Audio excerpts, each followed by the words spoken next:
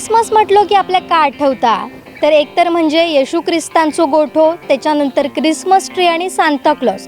पण ह्याच्याच बरोबर आणखीन महत्त्वाचो असता तो नाताळ स्पेशल फराळ. या फराळात केक असता हे आपल्याक माहिती जा, पण त्याच्याबरोबर आणखीन बरेच असे पदार्थ असतात ज्याची वर्षभर सगळेजण आतुरतेने वाट बघत असतात.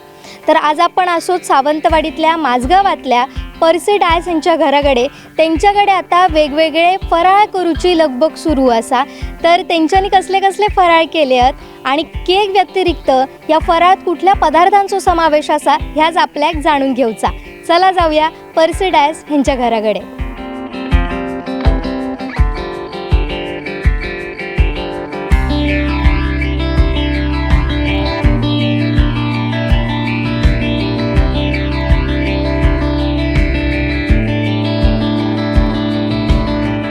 नाताळ स्पेशल फराळ आपल्या इकडे बघूक मिळत असा आणि ह्याच्यात केकपासनं मिरीपासनं अगदी करंजी सुद्धा असत. सध्या या पदार्थांच्या वासानच माझ्या तोंडात पाणी सुटला.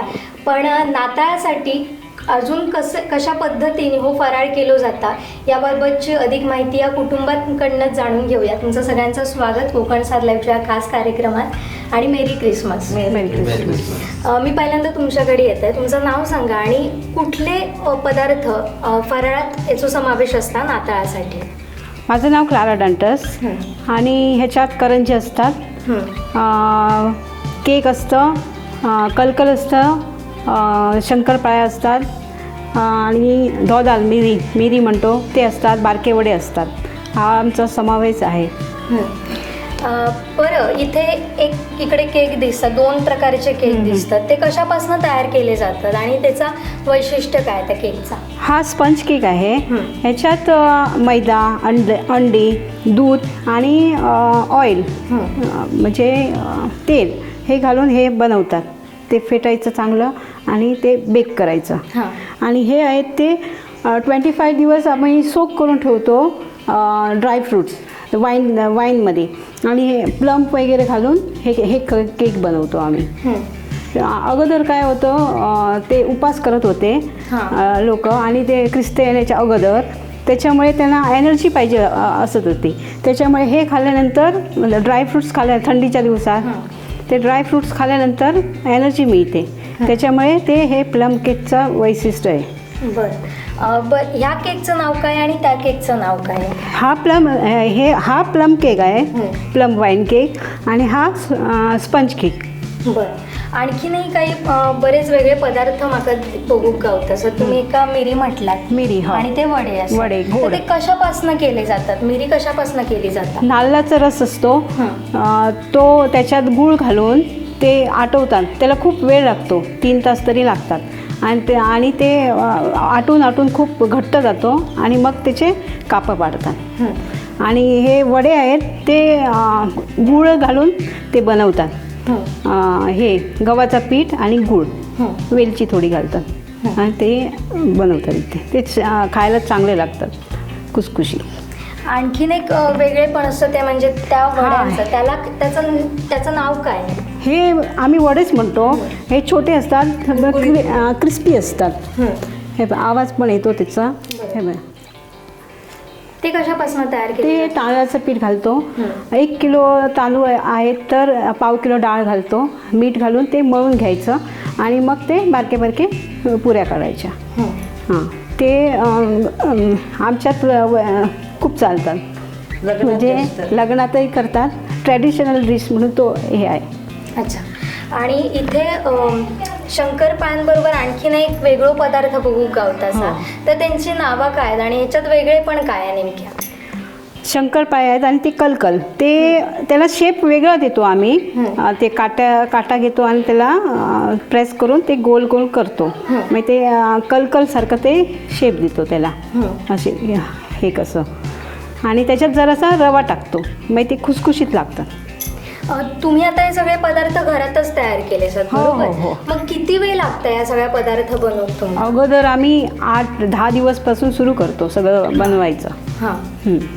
आणि तरी साधारण कितीचो फराळ तयार केलं जातं, म्हणजे किती किलो फराळ तयार केलं जातं.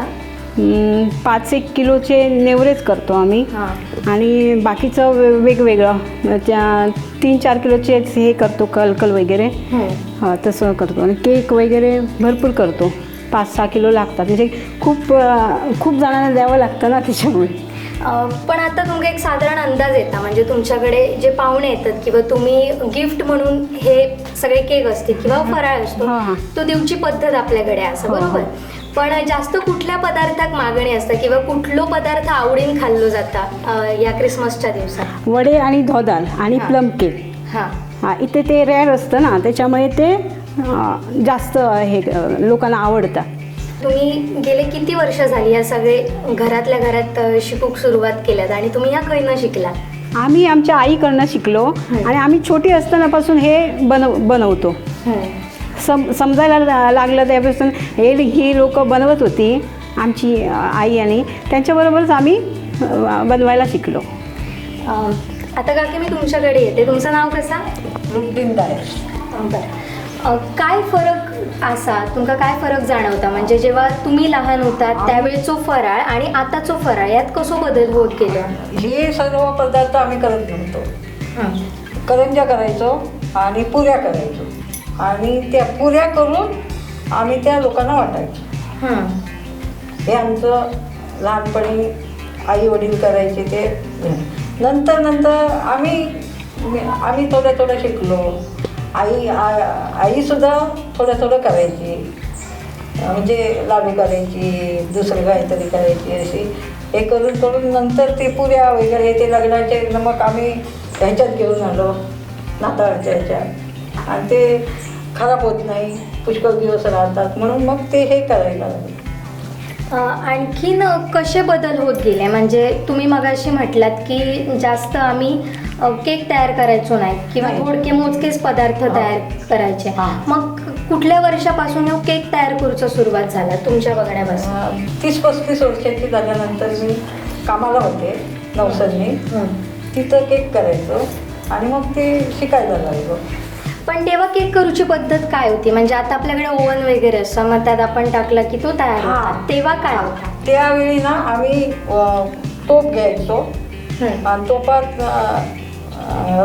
राखा नाही तर काय ते वाळू म्हणतात ते, ती घालायचो आणि ती तापत ठेवायचो. त्याच्यावर ते केक ठेवायचो आणि झाकून ठेवायचो आणि त्याच्यात ती शिजून द्यायची. बरं. पण आता करंजे तुम्ही म्हटलात मगाशी बोलताना की तुम्ही 3 प्रकारचे करंजे करतात किंवा करायच्यात, ते कुठले कुठले? रव्याची, चण्याच्या डाळीची आणि नारळाची. या 3 आम्ही पहिल्यापासूनच करतो, म्हणजे आई वडील करायचे ते, त्यापासून आम्ही ते 3 करतो. आणि आता पण करणार होतो, टाईम नाही मिळाला. पण आता मी पुन्हा तुमच्याकडे येत आहे. कसो रिस्पॉन्स असता? म्हणजे तुम्ही जर ऑर्डर इले तर तुम्ही ते सेल पण करतात, मग तो तुमचा रिस्पॉन्स कसो असता सध्या? क्रिसमसला तर भरपूर ऑर्डर्स असतात आणि मागणी असतात, पण टाईम मिळत नाही करायला, असं आहे. पण जास्त कुठल्या पदार्थांका मागणी असता तुमच्याकडनं, की सगळेच पदार्थ? सगळेच पदार्थ, हो, सगळेच पदार्थ करतो. जर तुमच्याकडे ऑर्डर देऊचीच झाली तर किती दिवसांपासून अगोदर देऊची लागतं? कारण ते का बरोच वेळ लागतो. महिनाभर अगोदर द्यावी लागते. महिनाभर अगोदर. पण तुमच्या लहानपणीचा जो क्रिसमस होतो किंवा तो फराळ होतो, त्या त्यांच्यानी सांगितलं तसाच होता की काही वेगळे पदार्थ होते, काही वेगळ्या आठवणी होत्या त्याच्या? वेगळे तसंच होता, पण आम्ही जेव्हा छोटे होतो ना तेव्हा खूप मजा करायचो क्रिसमस असला की.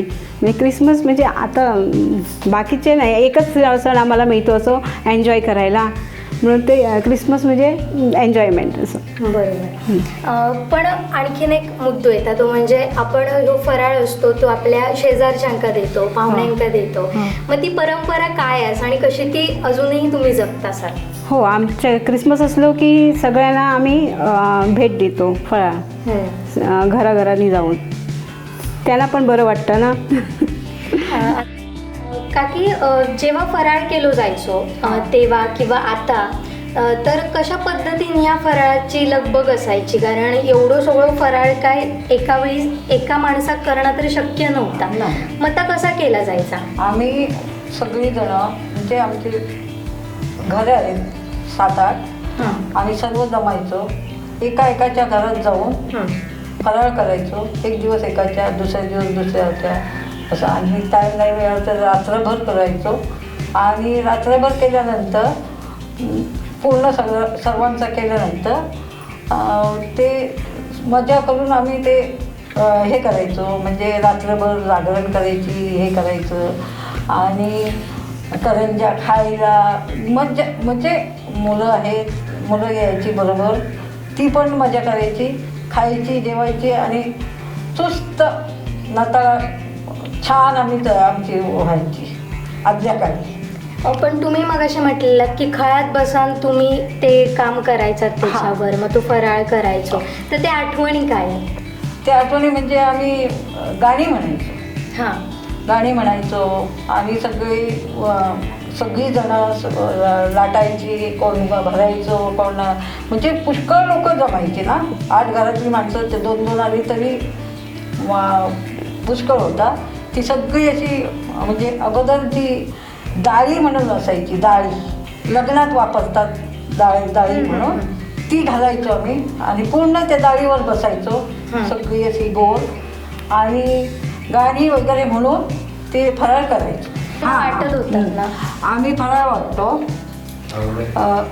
जो आमच्या गावात जे वाढलेले असतात त्यांच्या घरात ना आमची डाळी बनतो, म्हणजे दाली करतो, दाली. आणि ती घेऊन त्यांच्या घरी जातो आणि ती घरी गेल्यानंतर त्यांना एक प्लेटमध्ये काढून त्यांना देतो, म्हणजे वाढलेल्याच्या घरात. कारण ते क्रिसमस सेलिब्रेट करत नाहीत ना, त्यांच्या घरात एन्जॉयमेंट असते आणि म्हणून आम्ही ते त्यांना नेऊन देतो. पण त्याच्याच बरोबर आजूबाजूची बरीच घरं तुमच्या. हिंदूंकडे आम्ही म्हणजे असे भेटवस्तू किंवा तो पॅकेट आम्ही नेऊन देतो आणि ते हिंदूंच्या घरात आम्ही क्रिसमसला 25 तारीखपर्यंत देतो. दिवाळीत जसो फराळ त्यांच्याकडून दिलं जातं तसं ती काय आठवणी? ते आमकां घेऊन येतात फराळ दिवाळीक. आम्ही वाट बघत असतो त्यांची दिवाळीक. आता फराळ खाऊक गावतलो आणि वाट बघत असतो. तसं ते वाट बघत असतले आणि आमकांय बरं वाटतं त्यांच्याकडे जावं. आणि आम्ही स्वतः जाऊन प्रत्येकाच्या घरी जाऊन तो फराळ देतो. त्यांना पण चांगलं वाटतं. म्हणजे असं आम्ही मेंटेन केलेले आहे आमची रिलेशन्स. बरोबर. आता शेवटचा मुद्दो म्हणजे तुमचो आवडतो फराळ कुठलो नाताळातलं? आमचं मिरी. बरं. काकी तुमचं? मिरीच. दादा तुमका काय आवडता? मिरीच आवडतं, भेटणार नाही. मिरीच आवडते.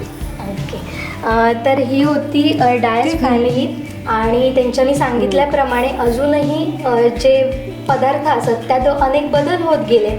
मात्र जे जुने पदार्थ नवीन पदार्थ त्यांची सांगड घालून ही परंपरा अजूनही जोपासली जाता. तर तुमका सगळ्यांका पुन्हा एकदा मेरी क्रिसमस, देव बरे करो.